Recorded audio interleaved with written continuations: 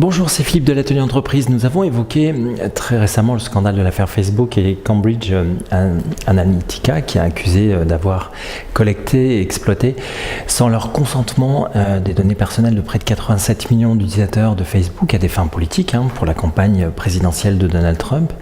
Et cette agitation médiatique et la mise en conformité prévue le 25 mai prochain pour la loi RGPD nous amène justement à réaliser cette vidéo pour vous expliquer de quoi il en retourne et ce qu'il faut faire vous aussi pour vous mettre en conformité avec le cadre européen sur la protection de la donnée personnelle. C'est quand même une amende potentielle de 20 millions d'euros ou 4% de votre chiffre d'affaires en cas d'infraction. C'est, je crois, assez dissuasif pour s'intéresser au sujet. Pour mieux comprendre, qu'est-ce que le RGPD ? Alors le RGPD, c'est le règlement général sur la protection des données et c'est le nouveau cadre européen concernant le traitement et la circulation des données à caractère personnel, ces informations sur lesquelles les entreprises se reposent justement ou s'appuient pour proposer leurs prestations de services et leurs produits.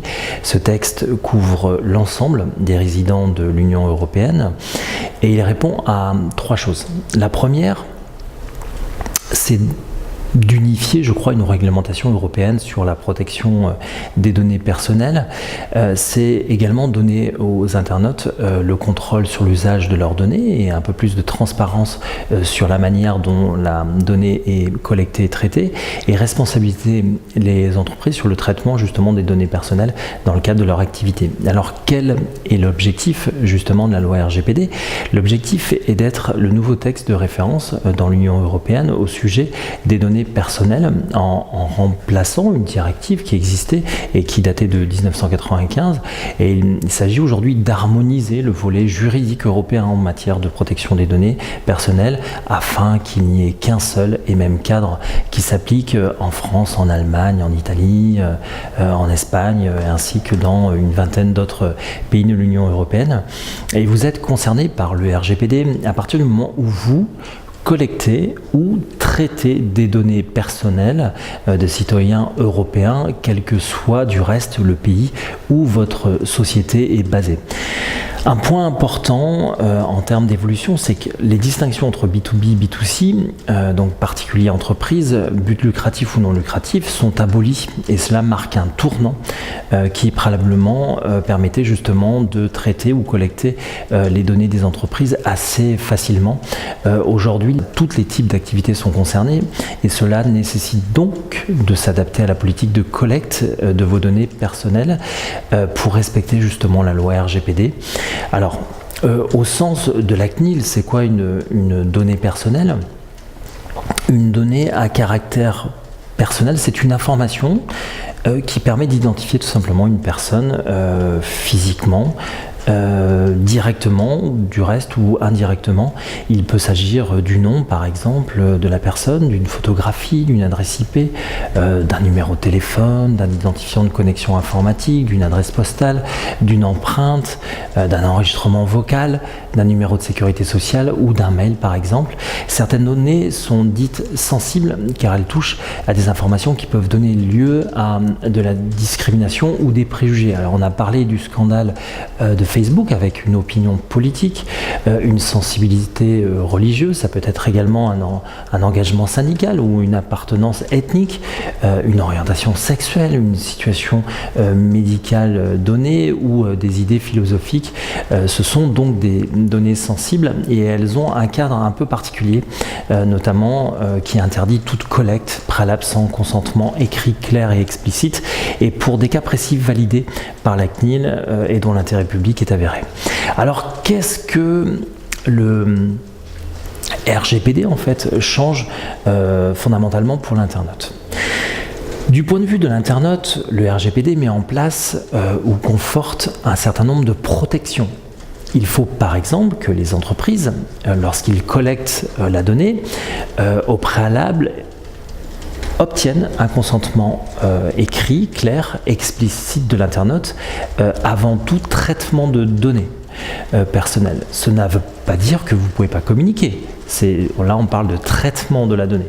Donc, bien au contraire, vous pouvez continuer à communiquer. Il s'agit de savoir ce que vous faites de la donnée, comment vous assurer si vous vendez des jouets ou une application en ligne pour des enfants, par exemple, sur Internet, de vous assurer en dessous d'un certain âge qu'ils aient bien reçu la balle de leurs parents avant de s'inscrire sur votre site. Donc ça, c'est important dans la préparation du traitement de la donnée et surtout du traitement derrière. Le RGPD inclut aussi une reconnaissance d'un droit à l'oubli pour obtenir le retrait ou l'effacement tout simplement de données personnelles en cas d'atteinte à la vie privée, le droit à la portabilité aussi des données pour pouvoir passer d'un réseau social à l'autre ou d'un fournisseur d'accès à Internet à un autre ou d'un site de streaming à l'autre sans perdre donc des informations. Le droit également pour l'Internet d'être informé en cas de piratage de vos données. Vous disposez alors de 72 heures pour prévenir la CNIL si ça vous arrive. Les internautes pourront aussi être défendus par les associations dans le cadre d'une action de groupe en vue de faire cesser la partie illicite d'un traitement des données. Alors, qui doit se conformer en fin de compte à la loi RGPD? Ce sont toutes les entités qui manipulent des données personnelles concernant les Européens. Donc ils doivent se conformer à cette législation, qu'il s'agisse d'ailleurs d'une entreprise, d'un sous-traitant ou même d'une association. Attention, le texte ne s'applique qu'aux organisations établies sur le territoire du vieux continent. Une entreprise australienne qui collecte des données personnelles européennes doit aussi s'y conformer puisqu'elle traite la donnée relative à des citoyens européens. Alors vous imaginez des géants comme Google, Facebook, Amazon, Airbnb ou encore Uber doivent donc tenir compte des modalités du RGPD s'ils veulent continuer sans risque à fournir des biens et des services à la population européenne. Mais la taille de l'entreprise, son secteur d'activité ou tout simplement son caractère public ou privé n'entre pas en ligne de compte. Même une petite start-up qui se lance dans l'e-santé par exemple doit aussi être dans les clous et s'adapter justement à la loi RGPD. Alors quelles sont les sanctions prévues par le RGPD? On en a parlé, les organismes ont tout intérêt à respecter à la lettre le RGPD car les plafonds des sanctions sont particulièrement élevés en cas d'infraction, des amendes jusqu'à 20 millions d'euros ou 4% du chiffre d'affaires annuel mondial total de l'exercice précédent sont prévus pour l'organisme fautif, sachant que c'est le montant le plus élevé qui sera retenu entre les deux cas de figure. Alors il faut imaginer que cela peut représenter pour des géants du net, si une procédure est lancée contre eux, l'amende pourrait atteindre des dizaines ou des centaines de millions de dollars. Il convient aussi de noter qu'une société doit veiller à ce que son sous-traitant reste bien dans les clous de la loi, sous peine d'en subir les conséquences du fait de sa qualité de responsable du traitement. Cela étant, les multinationales ne sont pas nécessairement les plus exposées.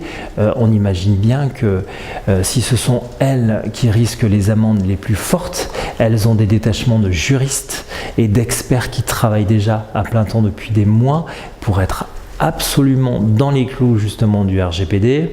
Le risque est en revanche plus grand pour les entités plus petites comme une TPE, une PME ou une association qui risquent avec cette amende de mettre la clé sous la porte. Ce qu'il faut faire pour être en conformité, alors la CNIL a préparé un dossier qui est très bien fait. Nous vous mettons le lien justement en dessous de cette vidéo pour vous aider, pour que vous puissiez extraire justement les documents types et les modèles que vous pourriez mettre en place pour votre entreprise. Les étapes en résumé sont les suivantes. Premièrement, vous devez constituer un registre du traitement de vos données, que ce soit en interne ou en externe. Ce document prévoit notamment de codifier la donnée dans l'entreprise, celle que vous collectez, et comment vous la traitez auprès de vos prospects, mais aussi vos clients, auprès de vos salariés, quelle utilité vous en faites, les catégories de données que vous collectez, les mails, noms, prénoms par exemple, qui a accès également tant au niveau de vos collaborateurs que vos prestataires et partenaires, et quelle est la durée de conservation opérationnelle et en archive que vous en faites de ces données. Deuxième étape, faire le tri un peu de vos données. Si vous n'avez pas de mail d'opt-in par exemple avec le consentement des internautes pour qu'ils reçoivent des informations de votre part, autant faire le tri pour éviter tout désagrément. Si vous partez de zéro et créer votre entreprise, pensez à bien demander le consentement à vos internautes.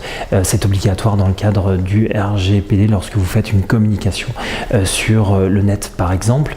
Troisième étape, comment communiquer auprès de vos internautes.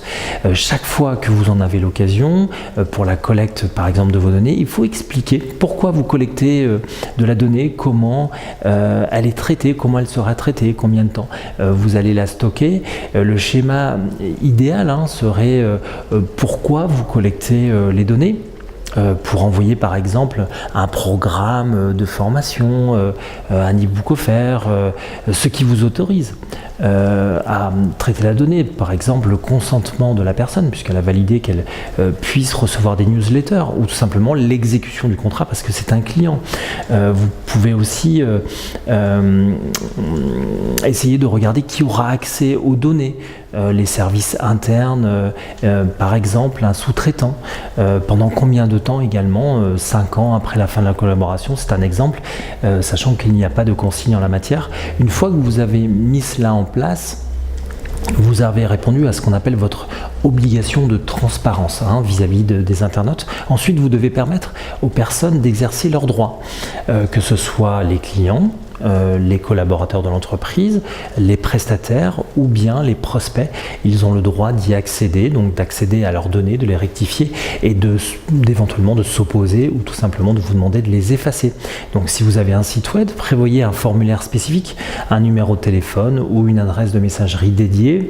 Si vos clients ont accès à leur compte par internet par exemple, un intranet ou un extranet, ils doivent pouvoir le faire de leur compte tout simplement. Pour information, ceux qui utilisent WordPress, ils ont introduit de nouvelles fonctionnalités justement pour aider les sites à se conforter au RGPD, et vous avez une mise à jour qui est la WordPress 4.9.6 pour aider justement les éditeurs de sites web à se conformer à ce nouveau règlement, et vous aurez une série comme ça de mises à jour qui vont arriver déferler de tous les logiciels possibles et imaginables. Alors, quatrième étape, sécuriser des données de votre entreprise pour éviter justement le piratage. Vous devez renforcer votre sécurité en proposant des mots de passe complexes ou chiffrement de vos données. Les bonnes questions à se poser, en règle générale, c'est vos utilisateurs internes changent le mot de passe combien de fois par an ? Et celui-ci est-il assez complexe? Donc ça, c'est une bonne question à se poser. Et avez-vous également une procédure de sauvegarde de vos données au sein de l'entreprise? À l'issue de cette étape, vous serez en capacité d'assurer normalement une protection des données personnelles et continue. Alors bon courage à vous tous pour la mise aux normes du traitement de la donnée personnelle. Si vous avez aimé cette vidéo, n'hésitez pas à valider un pouce vers le haut et on se retrouve très bientôt pour une nouvelle vidéo sur l'atelier entreprise. Merci, au revoir.